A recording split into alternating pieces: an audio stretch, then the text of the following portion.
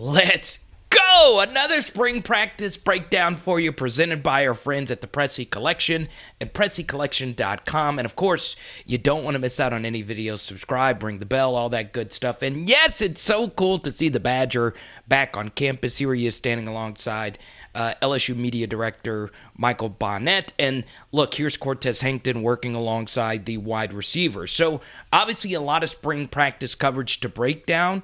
There's Cortez Hankton with walk-on receiver Carter Arsenault. And look at how huge KYREN LACY is. He is a large human being. There's CHRIS HILTON, who's had a really good spring up to this point.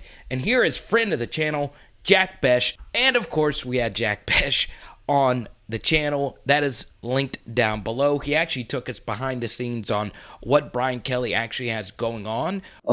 Like we have a thing called a wellness check that's due every day at noon. Obviously, I'm getting a lot of questions about this man right here. This is new LSU quarterback coach Joe Sloan. And of course, here is Myles Brennan, who is probably under more pressure than anyone else when it comes to spring practice. In the background, you see Sage Ryan and a few other DBs getting after it. But really, we're focusing here on Myles Brennan. And look, Myles Brennan has had his fair share of quarterback coaches, and he himself addressed that recently about how different it is playing with so many different coaches. Here's Tavion Falk, a backup walk-on quarterback. And once again, Brian Kelly said that he has spent more time, here's BK right here, working with the quarterbacks. Now, what you see here is Walker Howard working with Jack Bech. And obviously Jack Bech in his conversation with us talked about how excited he is to be teamed back up with his former high school quarterback. And what you see here is Walker Howard throwing the football to Jack Bech for the first time in LSU uniforms for our own eyes to see. And obviously that was a really good throw to Jack. So we move ahead here to some footage from Go 247. And this footage is at full speed. I was playing the other one at 0.75x. And as you see, some receivers dropping passes here, some backup walk-on wide receivers. But obviously we want to focus mostly on the quarterbacks and the starters. Once again, Tiger TV, the footage you just saw, was very finely cut footage of just the action. Part of the reason why I wanted to show you this from a different angle is to show you how these practices early on are very disjointed, because these coaches are looking specifically to get these players on the same page with them and vice versa. So this is the Jack Bech catch you saw just a minute ago, but with Jeray Jenkins also on the post. Also in these drills, a lot of receivers are catching the football at the same time. That allows you to get multiple reps for the receivers and the quarterbacks. This is Carter Sheridan, an assistant who was kept from the last staff. And once again, CHRIS HILTON right there, someone who Brian Kelly actually mentioned in his opening press conference. And as many of you know, CHRIS HILTON from Zachary going into year 2 has some serious wheels on him. So as you see, the quarterbacks working with the receivers, the running backs off doing their own thing along with the offensive linemen, and in the background you see all these defensive drills happening. So obviously there's not really a whole lot to take away from this. Most quarterbacks do these types of drills in high school, but of course you're developing the chemistry with the receivers that are returning. Now, I know it stinks not having Kayshawn out there, but it's good to see Jeray out there, who has been kept out of a few practices just for precautionary reasons. Something else you want to see at this point as well, how much are the wide receivers catching the football with their hands? Are they plucking the football out of the air with their hands? Think Odell Beckham level hands. That's what you want to see. Now, everyone doesn't have Odell level hands, but I want you to see this rep right here from CHRIS HILTON. I want you to see how cleanly he plucks this football out of the air, okay? I'm just going to slow this down for you. And this is somebody who obviously is really working to find his way into the depth chart. Look at this. High points the football and just plucks it. No body catching, no nothing. That is just, I mean, you just can't do that any better, right? And someone else, of course, dropping in the background there. This is the sad state of being an LSU wide receiver. CHRIS HILTON's not guaranteed any targets or any reps next year. And honestly, it's hard for any wide receiver to guarantee targets and reps because LSU wide receivers has been arguably the best position group, not only at LSU, and once again, it's Chris. This lets you know this guy's been putting in work. Look at how cleanly he just plucks that football. That's just really good. It's just really, really good stuff. And that's the scary state of being a wide receiver at LSU. And Jack was talking about the competition in that wide receiver room. I believe it was Caucus who asked him that question. It was and Caucus is one of our most diehard, best supporters of PHL. Shout out to you. That just goes to show you how hard it is. You're just not guaranteed anything. This has not only been the best position at LSU, this has arguably been the best position group in the SEC, period. And one of the best in college football.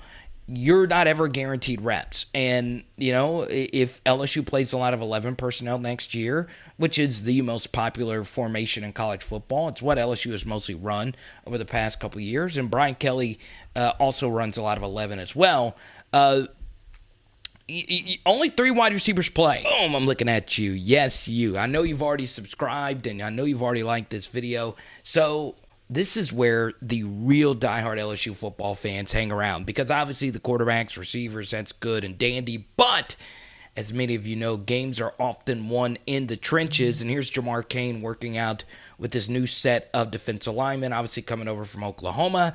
That is Savion Jones, obviously getting some reps here, and there's Quincy Wiggins right there. So Jeremy Hill was in our chat last night, and he said Quincy Wiggins reminds him a lot of Daniil Hunter, just physically imposing. This is a true freshman. Can you believe high school offensive linemen had to block this individual last year, oftentimes to no avail? And that was Jacobian Guillory, who's, just based on what I've heard up to this point, has had a really good spring up to this point. He forced a fumble on John Emery for a scoop and score, and his dad was also a part of our chat yesterday. So obviously some really cool stuff here. And you see they're working on form tackling, not bringing guys to the ground, obviously, because it is just spring football.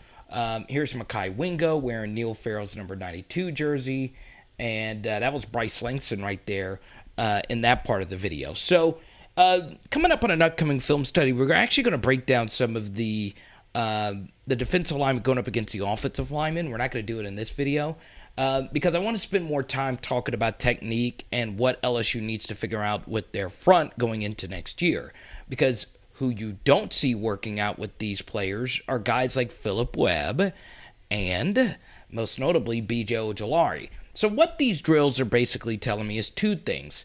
Ali Gay is trying to become one of those 3 interior defensive linemen, and LSU is going to run a lot of 3-man front next year with a standing outside linebacker, which is what most teams do now anyway. It's what Matt House did back in 2018 with Kentucky, with former first-round pick Josh Allen being that standing outside linebacker. So that to me is the biggest thing from this drill. It's not who is in the drill, it's who isn't.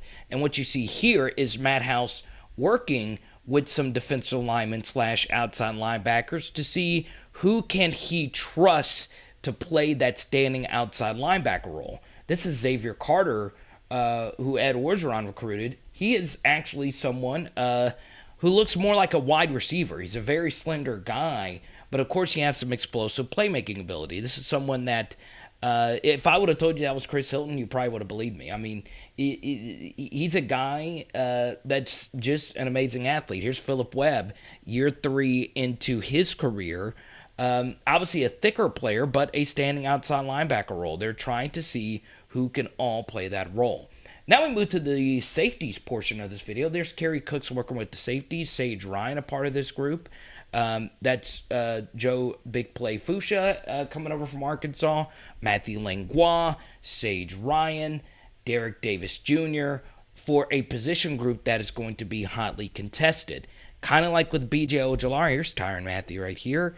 The big takeaway is you see here with the safeties, or at least we think this is the safety group, Jay Ward still working out with the safeties. Now, that doesn't mean that him or Sage Ryan won't play the nickel, but it is very interesting. Here's Greg Brooks, of course, so it looks as if this is a mixture of players that could play the nickel and or safety. So finishing off here with some footage from Dandy Don. This is just a simple pursuit drill where you throw the football, a defensive back intercepts it, and obviously they're going quickly to simulate a hurry-up drill at the end of the game.